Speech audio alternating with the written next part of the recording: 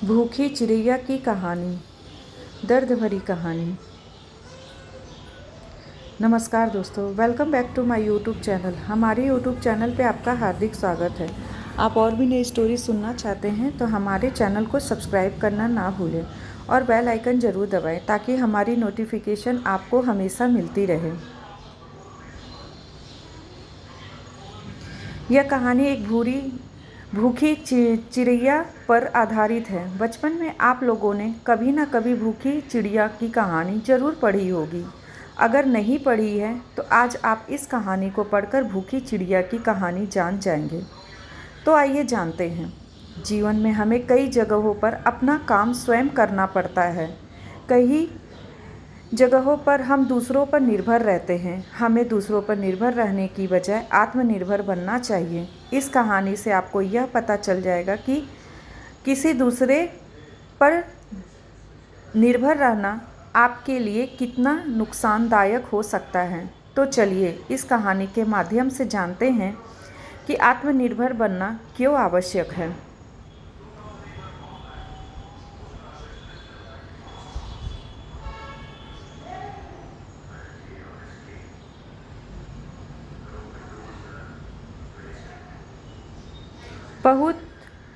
बहुत वर्षों पहले की है। एक गांव में एक टिंकू चिड़िया अपने परिवार के साथ एक घोंसले में रहती थी। उसके परिवार में माता पिता और 5 भाई थे। वह चिड़िया अपने सभी भाइयों बहनों में छोटी थी। टिंकू चिड़िया के पंख सुनहरे और मुलायम थे।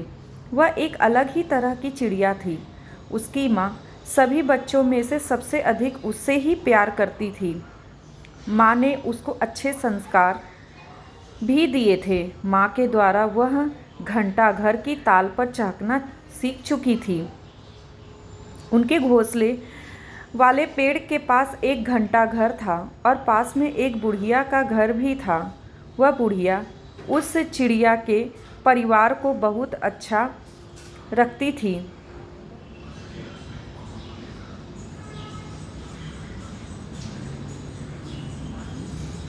रोज उनके लिए खाना रखने आती थी। टिंकू चिड़िया का परिवार उस बुढ़िया के द्वारा दिए जाने वाले भोजन पर ही निर्भर था। टिंकू चिड़िया का परिवार यह समझने लगा था कि बुढ़िया ही हमें हमेशा उनको भोजन खिलाती रहेगी।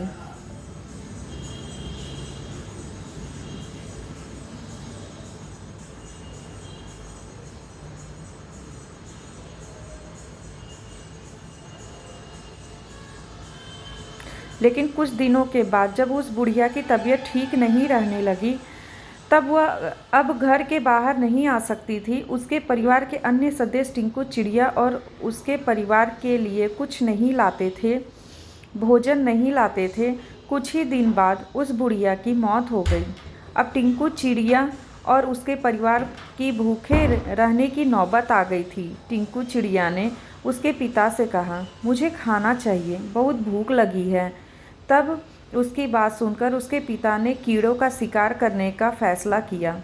उसके पिता शिकार करने के लिए जाते हैं, बहुत ढूंढते हैं, पर उन्हें 3 कीड़े मिलते हैं। लेकिन उनके परिवार में तो 8 सदस्य थे। वह भोजन सभी के लिए पर्याप्त नहीं था।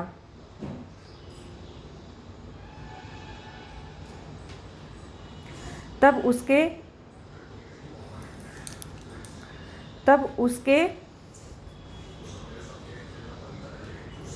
उसके पिता ने सबसे छोटे 3 बच्चों को खिलाने की सोची। केवल 3 बच्चों को ही भोजन मिल पाया। टिंकू चिड़िया, उसकी माँ और उसके भाई बहन ही इधर उधर घरों की खिड़कियों में भोजन के लिए चोंच मार रहे थे, लेकिन उन्हें कुछ नहीं मिल रहा था। एक बार किसी घर के मालिक ने टिंकू और उसकी माँ तथा एक भाई पर राख फेंक दी, जिससे वे तीनों भूरे रंग के हो गए। दूसरी तरफ टिंकू के पिता को बहुत ढूंढने पर एक ऐसी जगह मिल गई जहाँ पर बहुत सारे कीड़े मकोड़े थे, जहाँ से कि टिंकू के परिवार को कई दिनों तक भोजन प्राप्त हो सकता था।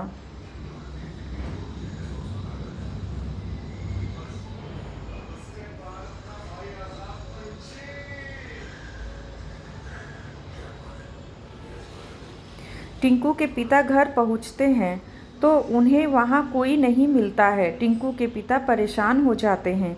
थोड़ी देर बाद टिंकू, उसका भाई और उसकी माँ घर पहुँचते हैं। तब उनके पिता उन्हें पहचान नहीं पाते हैं। वे तीनों शरीर पर राख की वजह से भूरे दिखाई दे रहे थे। उन्हें देखकर टिंकू के पिता को गुस्सा आ जाता है। वे उन्हें दूसरा समझकर उन्हें वहाँ से भगा देते हैं।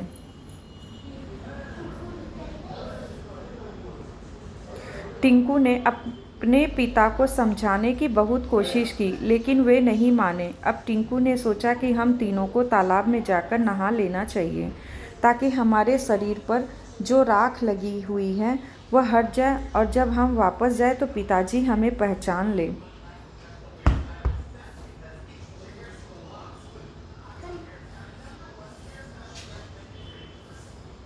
उन्होंने ऐसा ही किया। तीनों तालाब में नहाने के बाद वापस अपने घर पहुँचे तो टिंकू के पिता ने उन्हें पहचान लिया।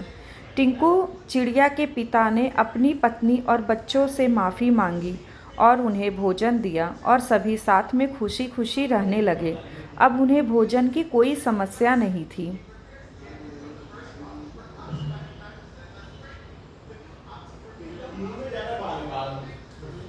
शिक्षा।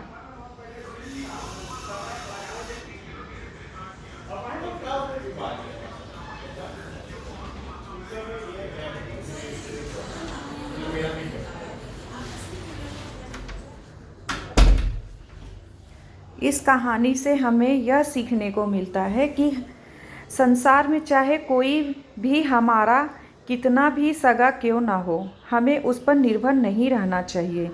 इस कहानी में हमें एक छोटी सी चिड़िया की वजह से बहुत कुछ सीखने को मिला है। अपने जीवन में माता पिता पर उस समय तक ही निर्भर रहना चाहिए जब तक कि हम या तो ना समझें या तो छोटे हैं। उस समय भी हमें माता पिता की सेवा करनी चाहिए। बड़े और समझदार होने के बाद अपनी जिम्मेदारियां को उठा लेना चाहिए, ताकि संकट के समय हमें परेशानी ना हो।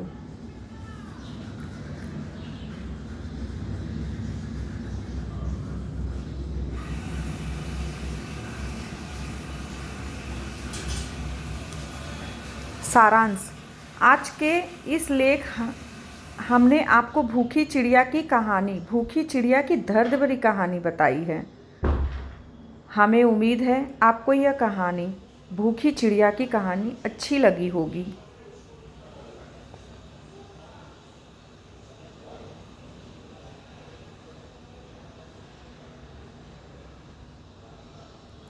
अगर आपको यह स्टोरी यानी कहानी अच्छी लगी है तो इसे अपने छोटे छोटे प्यारे प्यारे बच्चों को ज़रूर सुनाएं। इसके साथ ही अगर आप इस तरह की शिक्षाप्रद, मज़ेदार, रोमांचक और हास्यप्रद कहानियाँ पढ़ना चाहते हैं तो हमारे इस लेख स्टोरी हिंदी पर आते रहें और मज़ेदार कहानियाँ का लुत्फ़ उठाते रहें। अंत में इस लेख के अंत तक बने